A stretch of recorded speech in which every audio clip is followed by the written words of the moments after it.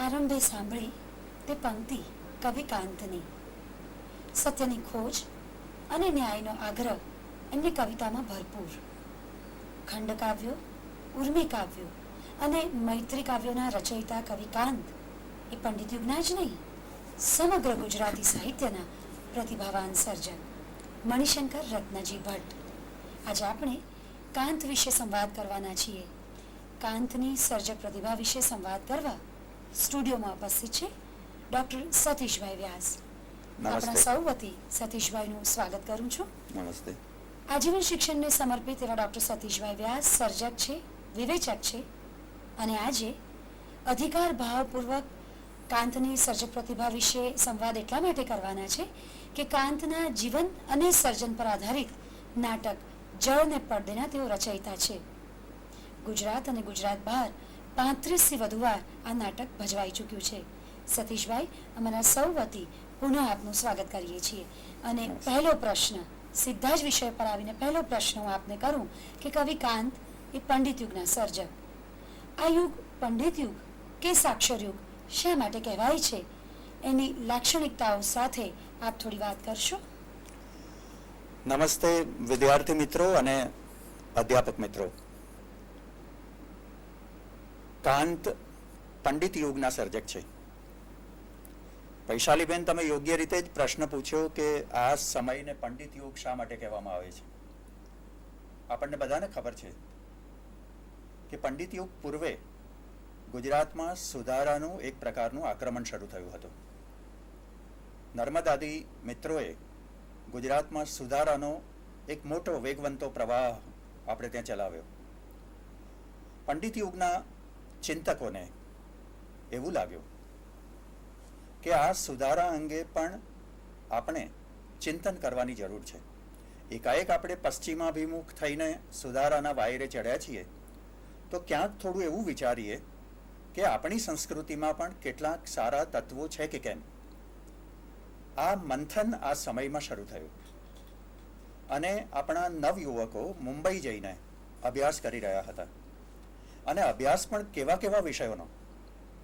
આમાંના મોટાભાગના યુવકો તત્વજ્ઞાનનો અભ્યાસ કરે છે, ઇતિહાસ અને સંસ્કૃતિનો અભ્યાસ કરે છે. અને માત્ર ભારતીય તત્વજ્ઞાનનો નહીં, પશ્ચિમના તત્વજ્ઞાનનો પણ અભ્યાસ કરીને એની સાથે ભારતીય તત્વજ્ઞાનની તુલના કરતા થાય છે. આ એવો સમય છે વિદ્યાર્થી મિત્રો કે અનેક વિષયો પ્રત્યેની આપણા યુવકોની રુચિ વધે છે અને જાત જાતનું વાંચન આપણા યુવકો કરતા થાય છે. જગતના તમામ ધર્મશાસ્ત્રો મોટાભાગના યુવકો આ ગાળામાં વાંચે છે. આપણને બધાને ખબર છે કે સુધારક પ્રવૃત્તિ દરમિયાન સુરત આંદોલનનું કેન્દ્ર હતું. પંડિત યુગ આવતા નડિયાદ આંદોલનનું કેન્દ્ર બને છે. અહીં ગોવર્ધનરામ, મણિલાલ નભુભાઈ દ્વિવેદી, મનસુખરામ ત્રિપાઠી, બાલાશંકર કંથારિયા આદિ સર્જકો આ સમયની પ્રવૃત્તિમાં બહુ જ સક્રિય થાય છે. એટલે કેન્દ્ર પણ બદલાય છે અને ગુજરાતના મધ્ય ભાગમાં આવે છે. અને આ સમયના બધા જ સર્જકો, મેં કહ્યું એમ, એટલા બધા તો જ્ઞાનની ભૂખવાળા છે કે જ્યાંથી જે મળ્યું એ બધું વાંચવા માટે અને સમજવા માટે તત્પર છે. આ સમયના યુવકો ગીતાના તો અભ્યાસી છે, વેદપાઠ સરસ રીતે કરે છે બધા. એટલું જ નહીં, બાઇબલ અને કુરાનનો પણ અભ્યાસ કરે છે. આ જ પરંપરામાં કાંત પણ જોડાય છે. જ્ઞાનની આટલી ભૂખ આ સમયમાં આપણને જે જોવા મળે છે એ ત્યાર પહેલા કે ત્યાર પછી ગુજરાતમાં ક્યારેય જોવા નથી મળી. આપણને એમ થશે કે અત્યારે તો માહિતીના આટલા બધા સાધનો ઉપલબ્ધ છે તો શા માટે અત્યારે જ્ઞાનની આટલી ભૂખ દેખાતી નથી. જો તુલનાત્મક રીતે જોઈશું તો ભલે અત્યારે આપણી પાસે માહિતી આવી હોય, પુસ્તકો ભરપૂર માત્રામાં આપણને મળતા હોય, પણ જો વાચનની સરેરાશ કાઢીશું, ચિંતન મનનની સરેરાશ કાઢીશું, તો પંડિત યુગમાં જે કામ થયું છે એ આજ સુધીના ગુજરાતમાં કદી થયું નથી. અને ન માત્ર તત્વજ્ઞાન, ઇતિહાસ કે સંસ્કૃતિ, આ સર્જકો એ વખતે મેં કહ્યું એમ ધર્મશાસ્ત્રના તો અભ્યાસી હતા જ. એટલું જ નહીં, આ બધા સર્જકો 4 ભાષાઓ જાણતા હતા. માતૃભાષા ગુજરાતી હતી એટલે ગુજરાતી તો જાણે જ. સંસ્કૃતનો પ્રબળ વારસો આ બધા સર્જકો પાસે હતો અને સમૃદ્ધ વારસો હતો, વૈભવ હતો. એ બધા સર્જકો કેટલીક વાર પોતાના પુસ્તકોની પ્રસ્તાવનાઓ અંગ્રેજીમાં લખતા, અને ગોવર્ધનરામ અને મુનશી જેવાએ તો અંગ્રેજીમાં આખા ને આખા ગ્રંથો લખ્યા છે. એટલે અંગ્રેજીમાં પણ આ સર્જકોનું પ્રાવીણ્ય ઘણું હતું. એટલે અંગ્રેજી, સંસ્કૃત અને ગુજરાતીના આ બધા જ સર્જકો અભ્યાસીઓ હતા, જાણકાર હતા. આમાંના બીજા કેટલાય સર્જકો આ ઉપરાંત એક ચોથી વધારાની ભાષા જાણતા, અને એ પર્શિયન. કેટલાય સર્જકો પર્શિયન ભાષા જાણે છે. હવે આટલા બધા વિષયો, તત્વજ્ઞાન, ઇતિહાસ, સંસ્કૃતિ, અંગ્રેજી, ગુજરાતી, પર્શિયન, તો જ્ઞાન માટેની કેટલી બધી સજ્જતા આ સર્જકોમાં હતી. એટલા માટે આ સમયને સાક્ષર યુગ કે પંડિત યુગ કહેવાય છે. અને આ બધા પંડિતો માત્ર ગુજરાત પૂરતા પાંડિત્યને સીમિત રાખીને બેઠા નહોતા. મણિલાલ નભુભાઈને વિશ્વ ધર્મ પરિષદનું નિમંત્રણ મળે છે અમેરિકામાં. એ આરોગ્યની મુશ્કેલીઓના કારણે જઈ ન શક્યા, એ વાત બરાબર છે.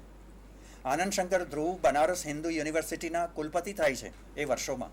તો પ્રતિભાની રીતે અને ખ્યાતિની રીતે આ સર્જકો એટલા તો જાણકાર થયા હતા કે ન માત્ર ભારતમાં બલકે વિશ્વ સ્તરે એમનું નામ થઈ ચૂક્યું હતું.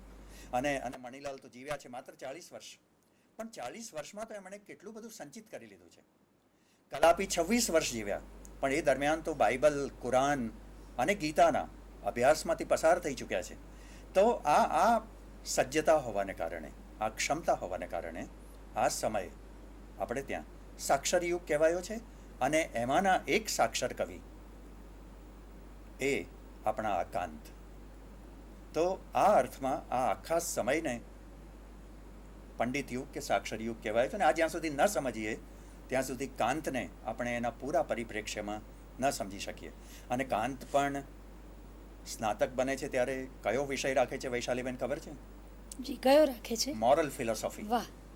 જે સર્જક મુખ્ય વિષય આ રાખતો હોય એની જ્ઞાન મેળવવાની તમન્ના કે તીવ્રતા કેટલી બધી હોય એ આપણે સમજી શકીએ.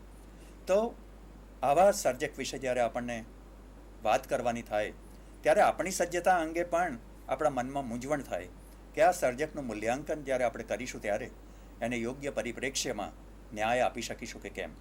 પણ આપણે એ દિશામાં સંવાદ દ્વારા પ્રયત્ન કરીશું જેથી કરીને કાંતની પ્રતિભાને આપણે સમયના પરિપ્રેક્ષ્યમાં અને આજની પ્રસ્તુતતાના પરિપ્રેક્ષ્યમાં પણ સમજી શકીએ. સતીશભાઈ, આપણે બહુ જ સુંદર ભૂમિકા એવી રીતે બાંધી કે આટલી વાતથી અમારા વિદ્યાર્થીઓ મિત્રોને એ વાતનો બહુ સ્પષ્ટ ખ્યાલ આવી ગયો હશે કે કોઈ પણ સર્જકને સમજતા પહેલાં કે કોઈ પણ સર્જક વિશેનું અધ્યયન કે અધ્યાપન કરતાં પહેલાં એના યુગ વિશેની સ્પષ્ટ સમજ આપણા મનમાં હોવી જરૂરી છે. કોઈ પણ યુગ હોય, કોઈ પણ સર્જક હોય.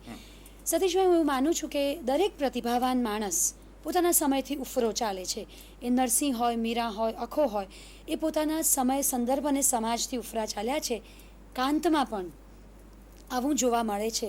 તો કાંતે જે ધર્માંતરણની પ્રક્રિયા સાથે જોડાયા અને એ યુગમાં જે પ્રત્યાઘાતો પડ્યા હતા એના વિશે થોડી વિગતે વાત કરશો? હા વૈશાલીબેન, આપણે પહેલાં જે પંક્તિઓ સાંભળી એમાં એક પંક્તિ આવતી હતી, નિરખું નહીં નેહ જરાય સખે. કાંતની જીવનભર એક શોધ રહી છે સ્નેહ તત્વની. પ્રેમ કરતાં કશુંક ચડિયાતું એવું સ્નેહ તત્વ એમને ખાસું મૂંઝવે છે. અને એનો ઉકેલ શોધવા માટે એ કલાઓમાં ગયા છે, ધર્મશાસ્ત્રોમાં ગયા છે, તત્વજ્ઞાનમાં ગયા છે.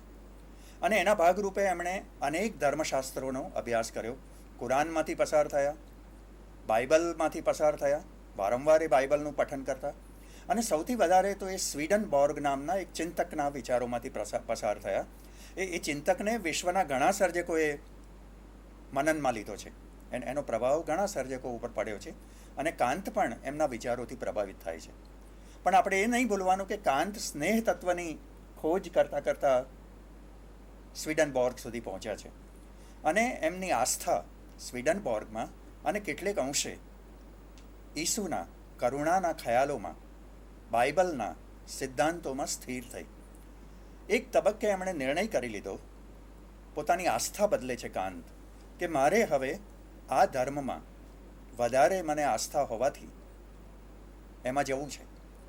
અને એના ભાગરૂપે એમણે છડે ચોક ધર્માંતર કર્યું. જે માનતા હતા એ સ્વીકાર્યો. આ મોટી હિંમતનું કામ હતું. બીજા કોઈ હોય તો ચૂપચાપ ખ્રિસ્તી ધર્મ સ્વીકારીને ઘરમાં બેસી રહે, કેમ કે એ સમયનું વાતાવરણ એવું હતું કે ધર્માંતર કરવું એ મોટો અપરાધ ગણાતો. પણ કાંત ખચકાયા નહીં અને ભાવનગર પાસેના ઘોઘાના ચર્ચમાં જઈને એમણે વિધિવત બાપ્તિસ્મા અંગીકાર કર્યો અને આમ એ ખ્રિસ્તી ધર્મ તરફ વળ્યા. પણ એમને ખબર હતી, અંદાજ હતો કે જેવો હું ધર્માંતર તરફ જઈશ કે તરત જ મારો બહિષ્કાર થશે. પહેલો બહિષ્કાર કર્યો જ્ઞાતિજનોએ, પછી બહિષ્કાર કર્યો મિત્રોએ. આટલું ઓછું હોય એમ સ્વજનોએ બહિષ્કાર કર્યો.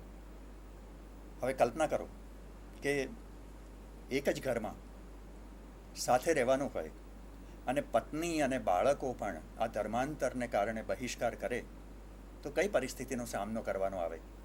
અને એ વખતે તો આ પ્રકારનો બહિષ્કાર એટલે સાક્ષાત મૃત્યુ. એટલે કાંત ખાસી કટોકટીની ક્ષણોમાંથી પસાર થયા છે, પણ છતાં પોતે જે વિચારોમાં મક્કમ હતા એને વળગી રહ્યા. હા, પછી એવું થયું કે પુનઃ એમને હિન્દુ ધર્મમાં આવવું પડ્યું. દીકરાઓની સગાઈઓ નહોતી થતી, મિત્રોનું ખાસું દબાણ હતું. બકા ઠાકોર જેવા સંવેદનશીલ વિચારક મિત્ર પણ એમની મૈત્રી છોડી બેઠેલા એક તબક્કે. તો જે વ્યક્તિની સહાયથી એ વ્યવસાયમાં આવેલા એ પ્રભાશંકર પટ્ટણી પણ એમનાથી વિમુખ થઈ ગયેલા ધર્માંતરને કારણે. ખુદ ભાવસિંહજી મહારાજ પણ કાંતની આ મૈત્રીથી વિમુખ થયેલા. પણ એ બધા જ મિત્રો ભેગા થઈને એમને સમજાવે છે અને એક તબક્કે કાંત પુનઃ હિન્દુ ધર્મમાં આવે છે. પણ એમનું અંતર તો છેવટ સુધી ખ્રિસ્તી ધર્મ તરફ જ ઢળેલું રહે છે. આ ધર્માંતરનો જે સામનો એમને કરવો પડ્યો છે, જે બહિષ્કારનો, એની વાત આપણે કમલભાઈ પાસેથી થોડી એમની જે દિગ્દર્શન હેઠળ પ્રસ્તુત થતી રચના છે એમના અભિનય સાથેની, એમાંથી જોઈશું કે આ બહિષ્કારનું દૃશ્ય એમણે કઈ રીતે આખું રંગમંચ ઉપર રજૂ કર્યું છે. બહુ જ અઘરું છે સાહેબ કે રચનાત્મક ઉન્મેષો જેનામાં ભર્યા છે અને સર્જનાત્મકતાથી ફાટ વ્યક્તિ અને સતત અવમાનનાનો સામનો કરે તો આ ક્ષણે આપણે વિચારી શકીએ કે કેટલું સહ્યું હશે કે વેઠ્યું હશે કાંતે એક સર્જક તરીકે, એક વ્યક્તિ તરીકે. સતીશભાઈ, આપણે કહીએ છીએ કે આખ્યાન કવિતા કલાનો પર્યાય પ્રેમાનંદ આપણી પાસે નથી. પ્રેમાનંદનો પર્યાય અને આખ્યાન અને પ્રેમાનંદ એકરૂપ થઈ ગયા. ખંડકાવ્ય માટે પણ આપણે એમ કહીએ કે કાંત પછી આ સ્વરૂપ સરસ રીતે ખેડાયું હોય અને કાંત જેવા જ સર્જક ઉન્મેષો ખીલ્યા હોય એવા સર્જક પછી ગુજરાતીને કદાચ મળ્યા નથી. તો કાંતે જે પ્રવર્તાવ્યું સ્વરૂપ ખંડકાવ્યનું, એના સ્વરૂપ અંગે અને એમના કાંતના ખંડકાવ્યો વિશે આપ થોડી વિગતે વાત વિદ્યાર્થીઓ સામે મૂકશો?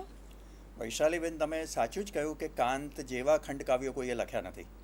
આપણા એક સમીક્ષક ડૉક્ટર ચંદ્રકાંત ટોપીવાળાનું એક સરસ વિધાન છે કે કાંત પહેલાં અને કાંત પછી કોઈએ ખંડકાવ્યો લખ્યા નથી. એનો અર્થ આ છે કે કાંતે આ સ્વરૂપની કમનીયતા અને શક્યતાઓ પૂરેપૂરી સિદ્ધ કરી છે. હવે કાંત શા માટે ખંડકાવ્યના સ્વરૂપ પાસે ગયા? એમના સમયમાં તો ઉર્મી કાવ્યનું વર્ચસ્વ છે. આખો પંડિત યુગ ઉર્મી કાવ્યના આધિપત્યથી છવાયેલો છે. નરસિંહ રાવ આ સ્વરૂપ ઉર્મી કાવ્યનું આ સમયે લાવ્યા. આ સમયમાં ગઝલનું સ્વરૂપ પણ આવ્યું છે. આ સમયના ઉત્તરાર્ધમાં સોનેટનું સ્વરૂપ બકા ઠાકોર પાસેથી આવ્યું. કાંત એવા પ્રતિભાવાળા કવિ હતા કે એ સમકાલીનોના પ્રવાહમાં ઘસડાવા નહોતા માગતા. એમને એમ હતું કે હું જરા નોખું સ્વરૂપ મારી નિજી જરૂરિયાત પ્રમાણે નિપજાવું. અને એ પ્રક્રિયાના ભાગરૂપે પ્રમાણમાં પરલક્ષી કવિતા તરફ જવાના ભાગરૂપે એ ખંડકાવ્યના સ્વરૂપ પાસે ગયા. અને એટલા માટે એમણે લીધો કથાનો આશ્રય, જેમાં કથા તત્વ આવતું હોય. જે પ્રારંભના ખંડકાવ્યો છે એમાં તો એ ખ્યાત કથાનક પાસે નથી ગયા. જેમ કે રમા નામનું એક ખંડકાવ્ય એમણે કર્યું. જ્યારે પત્ની ઘરમાં એકલી બેઠી છે અને પતિ કંઈક 2 કલાકથી બહાર ગયા છે, આવ્યા નથી. કહીને ગયા છે કે 10 વાગે આવીશ, પણ 12 વાગ્યા સુધી આવ્યા નથી. અને એ વખતે પત્ની ચિંતામાં છે. મધ્યરાત્રિનો વરસાદ વરસી રહ્યો છે. આષાઢી કૃષ્ણ રાત્રિના 12 વાગી ગયા હતા. પતિની રાહ જોવામાં 2 કલાક થયા હતા. હવે સૂચવે છે આપણને પ્રસંગ જ કે કેવું સરસ વાતાવરણ બંધાયેલું છે રાત્રિનું અને વરસાદનું. વૈશાલીબેન, એક આપણે કાંતના ખંડકાવ્યોમાંથી પસાર થઈએ ત્યારે એ પણ નિરીક્ષણ કરવા જેવું છે કે કાંતના મોટાભાગના કાવ્યો રાત્રિના વર્ણનથી શરૂ થાય છે. જી.